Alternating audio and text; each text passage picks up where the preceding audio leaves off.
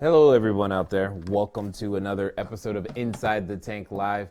For those of you who are watching straight on YouTube, feel free to go over to cashflowdiary.com. You can type in the chat box. I'll be able to see what it is that you've got going on. But as you guys already know, we just saw another episode of Shark Tank, season 6, episode 29. And we have a lot of activity. There was lots of spending today, which was kind of exciting to watch in and of itself. And it kind of had its own twists and turns, kind of felt like a soap opera, if you will. So we will definitely be passing out some awards for some very stupid things, as well as some awards for horrible product names today, as I'm sure you guys saw. But if nothing else, your faith in the fact that, hey, maybe even I can become an entrepreneur should be restored if you were watching the episode that I just watched. So we've got Zoom interiors, we've got a spray-on sunscreen machine, as well as a very intelligent gentleman who deals with dead people, and then you too can be your own superhero. So let's start with the first deal of the night, and that was Zoom Interiors. They wanted $100,000 for 20%. Again, all we've got to do is multiply that by 5. You know, they're asking for a $500,000 valuation on their company. And their idea was very simple, very clean, very straightforward. 3 ladies at the college get together and say, hey, how about we just do this design thing and take it into the new century? Take it from the inherent going down to the store and putting it online so that you get a free consultation. You have the ability to get access to interior designers, which can be expensive. Having been down that road myself, I absolutely know. So let's look at their deal specifics. They've been open for 14 months, not very long. However, they still have done $186,000 of sales. So that at least says that somebody wants the service that they've got. When you're out there building your business, that's one of the things that you must do. Remember, it's always about POC, proof of concept. And that's going to come up later again as we can keep talking. But POC is important. Now, on that 186, they only netted $3,000. It just says that they probably had lots of experimentation and operating expenses, things that they didn't know, and now they're kind of still figuring it out. At the end of the day, if you look at their business model, it's not that bad. You know, it's nice for a small little company. I personally, on this deal, did not think it was ready for investment.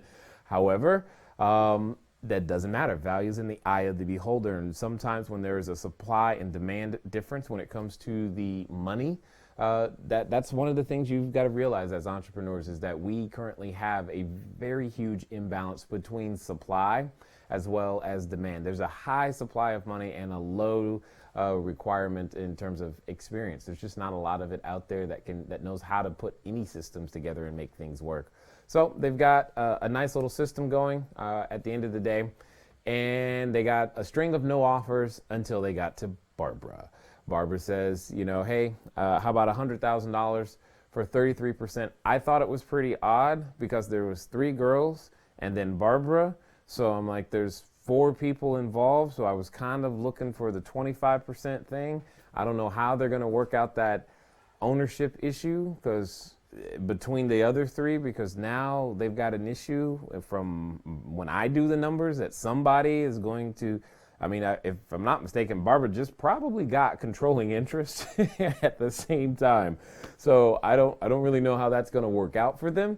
But hey, they took the offer and everybody's happy and business and jobs are going to be created, right? Well, so, we'll see. Wouldn't you want Barbara to be in charge? Yeah. Well, hey, I didn't say they demonstrated any sort of business skill necessarily that said, hey, we know what to do next. I'm not saying that. I'm definitely agreeing. Yeah, Barbara in charge is fine. I just don't know if they thought about it. I'm like, how's that going to work? I'm 100% sure they didn't think about that. They obviously didn't think about that. I didn't think about that. So right. They didn't think about the other sharks. Probably didn't even think about that. I'm trying to figure it out. So anyway, that was like, all right. So now you got 4 people, and one of them owns 33%, and you're going to split the other 67 between 3 people. So I don't see how that's going to work out, but they'll figure it out and make it all work, I'm sure. At the end of the day, they got a deal done. More jobs were created. Here's the point. Any idea, just bring it. If you think you got some kind of an idea, this is proof positive. one of the greatest things about entrepreneurship is that there are very few barriers. You are the barrier to your own business actually getting off the ground and beginning to create some jobs and provide income for yourself and family. Again, if you want, you can participate in the chat room by going to cashflowdiary.tv, cashflowdiary.tv.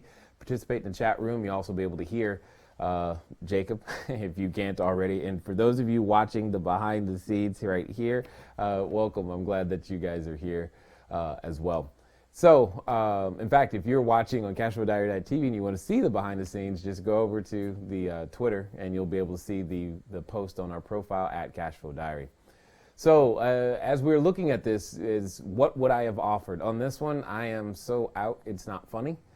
Because it wasn't investable yet. There was no time. And it was heavy service with no system. Would I have taken the offer? Yeah, I would have taken that offer because they need the help, and at that stage of business, it would have been great. Made a counter offer? Yes. I'm like, hell, there's 4 of us, so 25%. That's just like in my head. That's the common sense counter offer. That's not even me trying to be greedy. I'm just saying, hey, there's 4 of us, can we kind of keep that even? That's really what I'm after. How would I have done it different? That's, probably the counter offer for sure. Being able to have some sort of projections of what revenue looks like in the future, and clearly they had the wrong idea with their software play. What questions were answered poorly? I got to take issue with this particular one because there was one question, I think it was Mark asked. He was like, he was saying, don't do the software thing. And then she turns around and says, you know what? If you don't think it's a great idea, then we won't. And then Robert's like, I don't like that answer. And I'm like, to me, that was like the perfect answer.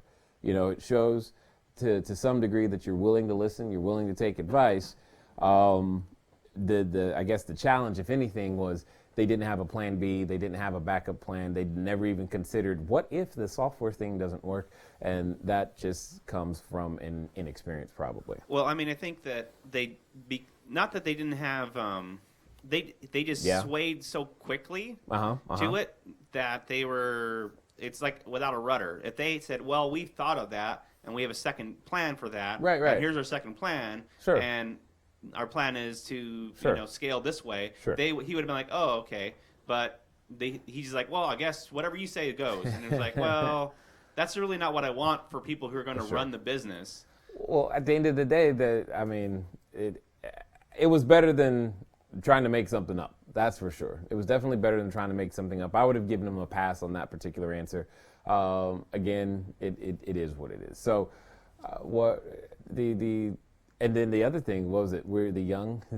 We're young. It don't work. So see, guys, I'm telling you, no excuses. If your entrepreneurship treats you on a level playing field, whether you're 13, 31, or 131, it's level. You get no buy rounds. You don't get any handicap just because of age. Well, I think, okay, so they did like a lot of things wrong here and still got a deal.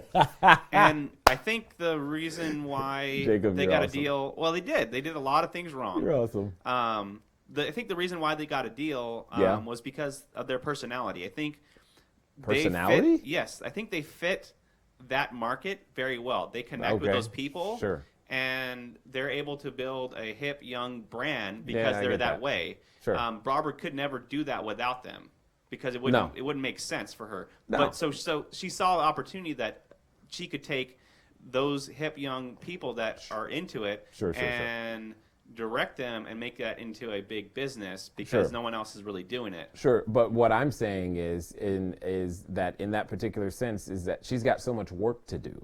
There's a lot of work from a fundamental place that there's a lot of work that needs to be done. Again, I'm happy they got a deal.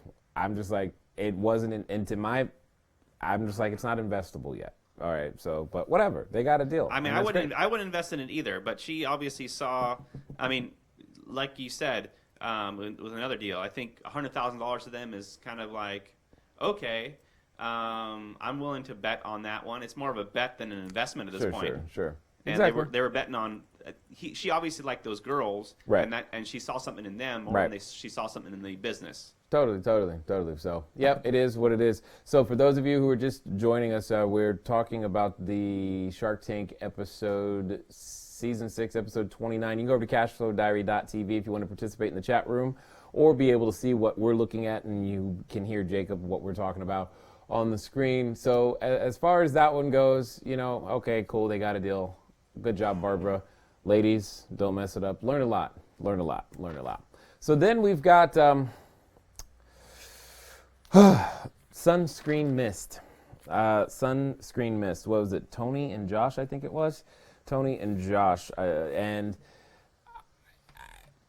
I don't even know how to talk about this. It's literally a it's a vending machine for sunscreen, except you get it sprayed on you, and it costs a lot of money. Well, I mean, it doesn't. It seems like it costs a lot of money. I know when $5. I know when I was in Cancun. Okay. And I went to buy sunscreen. Okay. It cost $30 for a bottle of sunscreen in Cancun. Okay. Did you use the whole bottle? Exactly. I didn't use the whole bottle. That's what I'm saying is I would have rather paid $5 to use it the one time than to bring a bottle of sunscreen with me on the plane back. Sure. That I'm never going to use either. And it was a small bottle. It wasn't the big one. It was the small bottle. And probably I couldn't even probably bring it back because it was liquid and I couldn't get it in my. It wouldn't have come back. So I would have happily paid the $1, $2, $3, $4, or $5 to do that. Well, I don't think anyone watching has ever gotten a sunscreen spray. Period. That's all I'm going to say. No, I mean, I don't. I think it's pretty horrible. And needless to say, I'm not interested in sunscreen. I think it's a pretty horrible business model of what they're doing, especially the price for the. I know. For the retail price for the actual thing. I was like, oh ridiculous. My God. But yeah, it is what it is. Okay, guys. So you get that this one was by far the oddball of the night. They got no offers. I think I'm still in shock that they actually took the time to make it. They had to figure out how to make this machine. Somebody knows how to make a machine that you can vend and step into and have sunscreen sprayed on you. I don't see it being any different than like a spray tanner. I mean, you could retrofitted a spray tanner to spray sunscreen. Sure. And it wouldn't cost you $32,000 to buy one. Probably not. But more importantly than all of that is, I just don't even, the use case. I'm just trying to think. I'm like, how long? I don't know how long. I don't even know how long sunscreen lasts because, I have very little experience with the product. But it's just, I don't know. It's just, this should make you believe that you can get on Shark Tank. There you go. If they can get on Shark Tank, so can you. There you go. That's all I got to say right there. Yeah, I got nothing else to say on that one. The thing that I came from out of this is that Shark Tank has 4 deals a week. And even with that, they can't find enough good decent deals to display. Right. They have thousands of people apply, and these are the best. Right. These made the cut. This was a yes. These are the cuts. Kind of makes you wonder what no was. I'm guessing that they even have ones that they broadcast and they don't show. They're that bad. I'm guessing that out of the 4, there's probably 6 that they actually filmed. Yeah, right. And then 2 of them they just throw away all together because they're that bad. And so that makes us think, man, we're working too hard on certain things. Oh, sunscreen. I'm not even going to answer these questions. There's nothing to say. It was a spray tanner for sunscreen. It was weird. Anyway, if you're watching, you can go over to casualdiary.tv to participate in the chat. We're going to talk about the next one. Cadaver Labs, $3 million for 10%. So that's called a $30 million ask, which I was like, okay, so this is going to be good. Let's see what's going on here. He actually has engineered a human cadaver replacement. That's right. you don't need your dead bodies anymore. You can have my this is the whole argument between, do I want the real Christmas tree or do I want the fake Christmas tree that I can reuse? This is literally what he did. This is an expensive Christmas tree. That's all I got to say. I know. And a little creepy. It was. Creepy. Oh, God, that was, you should have seen Jay when he jumped. I totally got nauseous watching this thing. But that's my point. Understand, it's the same play. It's the exact same idea. It's like, hey, I'm going to have to buy a Christmas tree anyway. So do I want the real one or do I want the fake one? And, some of you're in the whole real camp and some of you are diehard fake trees. Okay, either way it goes, the point is he's found a way to do that so that doctors can train, et cetera, et cetera, et cetera. He's got a number of patents. He's protected his idea, which is great. The point is, I didn't know that it actually. Did you know that it cost $5,000 to get a dead body? No, I did not. I mean, I thought they were donated. So I'm like, wow, someone's making some money. You actually got to pay with that? Well, I thought they were donated bodies, so I guess someone's making the business out of donations. That's crazy. Do I get $5,000 if I donate my body? How does that work? There's got to be some kind of commission off of here. I've never seen that job advertised ever. I sell dead bodies. Yeah.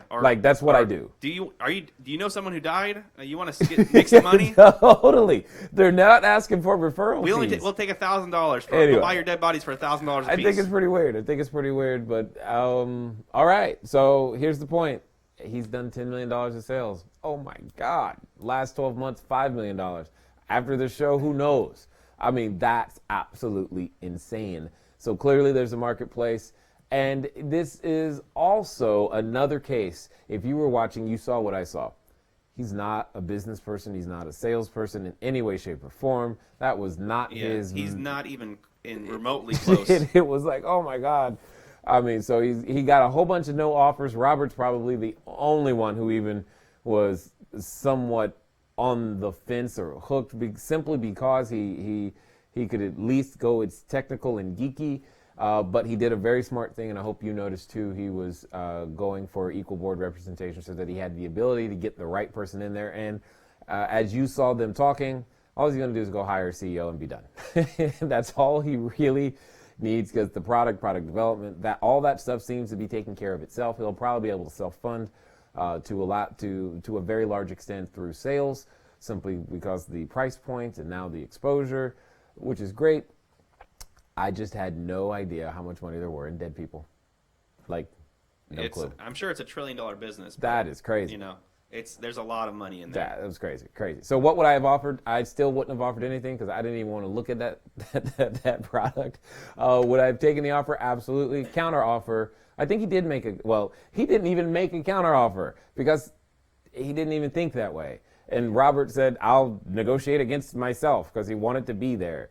And he did the smart thing by saying yes. How would I have done it differently? Guys, bring a salesperson. Sell something. You've got to have that person who knows how to talk about your company in the right ways and give the projections. You heard what they were like, you're not interested in money? You're not interested in the growth? You're talking to me. I'm the one who's interested in growing. And how do I get the return? And you can't tell me? No, not really.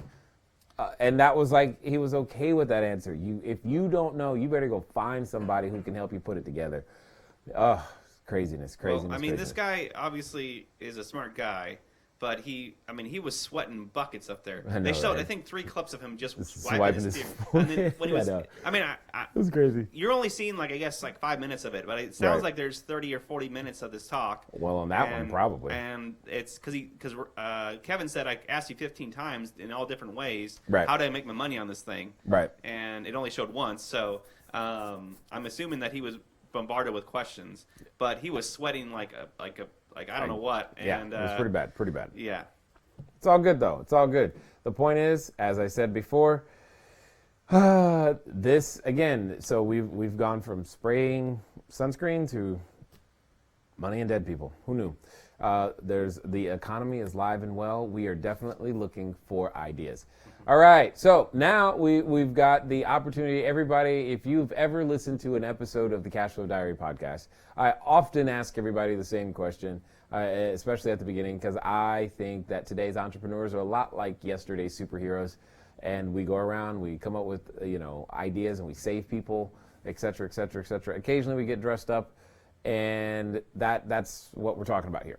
In this particular case, these ladies have managed to come up with an idea to put you and I on our own superhero. So they were asking for $100,000 for 10%, $100,000 for 10%. It simply takes your face, superimpose it on a 3D model, and then you get stuck on top of a superhero. That's it. Cost 15, retail 60, so that number works. 100 models per day per printer. Now, I don't know if you've seen, I actually, and I'm going to admit this, I went to the Microsoft store and I saw one of the small consumer version 3D printers, and I was like, wow, that was pretty neat, but it was still, I think, $9,000 or something. It's ridiculous. I'm like, yeah, that's not going to happen. But that's what they're using. They're using, obviously, a commercial version of such to go out there and print a little doll face, your face on a doll, my face on a doll, and be able to go out there and put your face on the doll, and people were giving them as gifts. They thought, and again, this is another thing, when you're writing a business plan, you might as well call it a business guess, because that's literally what you're doing. You think you know who your customer is. They have found out that it's not who they thought, and it's older individuals who are buying them as gifts for other individuals, which is great at the end of the day. And they were definitely committed because they had $120,000 of their own money in. Now, I will go on record and say I did not think this one was going to get funded at all because they had no sales whatsoever. Now, if you think I was wrong about that, okay, that's fine. Comment below. Go over to the chat room at cashflowdiary.tv, and that'll be great. And especially those of you here. So the point is, they did get an offer. So it doesn't hurt to ask. They got 3 offers. Well, okay, sure. I was going to say they got 3 offers. They did. Okay, they got 3. But I did know who was going to buy it. I was like, there was only one person on that panel that it made sense to, because he could spend $100,000 and not really care. And that was very, very obvious. Obviously. Well, Robert seems to be flush with cash for some reason. He bought the $5 million car thing last week, and then he bought the $3 million this week. So he seems to have a lot of money that he's spending on these shows, more than anyone else. So, and yeah, maybe he's playing on tilt. maybe he hit a good run with some couple of these investors, or he's realizing something. But he's been spending the 2 biggest deals that I've seen. He bought. Yeah. You're right. Totally. So yeah, Robert, I had $100,000 for 25%, but that was a no-go. Then Kevin O'Leary came up with a very complicated and completely unwelcome royalty offer. But then Mark Cuban gave them exactly what they're asking for. And I'm like, well, shoot, yeah, I'll take Mark Cuban at half of what I'm asking for. Especially since they were the type of company that they were. Yeah, I mean, he could have got it for 20%.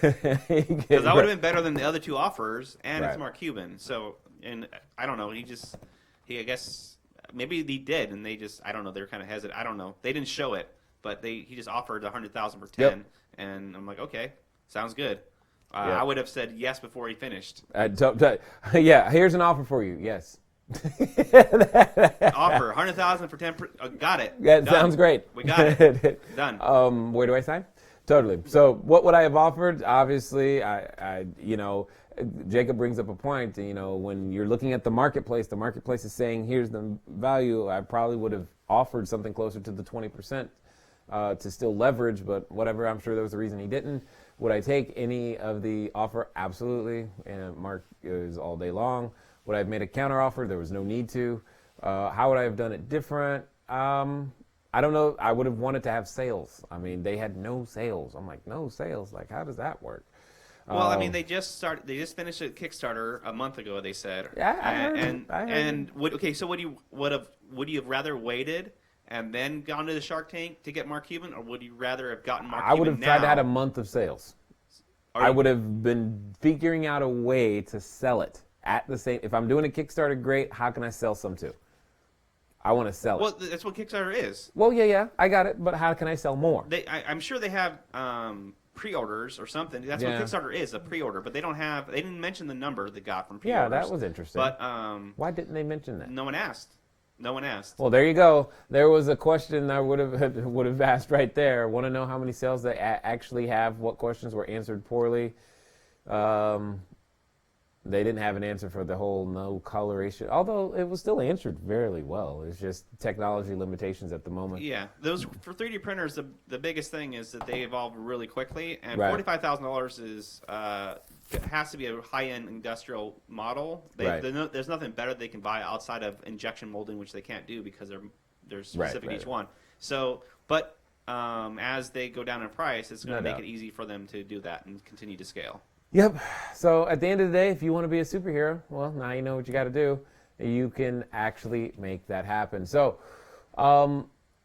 best. Oh, and they're probably going to get some huge orders for Mother's Day, and they're not going to get them out. So that's going to be funny. Yes, if you're on their website because now. they said Supermom, and everyone's like, oh gosh. Oh, great idea. Bye. Can I get it tomorrow? Totally good idea. I need it tomorrow. The best offer of the night, clearly, goes to Robert again with the whole dead body. Again, worst name for a product for the night. I'm going to go with like everybody. Nobody had everybody's name sucked today.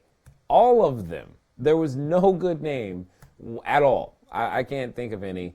So they all win that particular award. Worst deal of the night. Well, I don't even think we need to really talk about how none of you really want to spray on from a vending machine your sunscreen. Yeah, I think Kevin hit it on the head. The very first thing is like, so you're solving a problem that no one has, and he's like, good question. Kinda. Did I say that? What I meant to say was, good question. Here's let me rebut with totally. something that doesn't Totally. answer your question. Totally. So, it is. Well, now you guys know. It is what it is. I'm glad that you guys been here. You got my feelings. Feel free to comment below if you've got your own feelings about what you just saw. Again, you saw it over and over and over again. Proof of concept needed to be proven. Clearly, that did not happen in some cases, and it happened or was early happening in others. And when you're weak on proof of concept, you're going to get a low offer or very no offers. But when you're strong on proof of concept, you can actually go out there and make stuff happen. That's why the other deals were able to get the funding that they got, especially the one with the whole, body parts and whatnot. He strong proof of concept, and it was great. Even with weak sales, so to speak, or the weak sales side of the presentation, he was still able to get strong proof of concept. So keep that in mind as you're out there looking to raise your own capital, make your deals happen. Again, it's been fun talking to you guys today, and I definitely look forward to talking to you again soon. Until next time.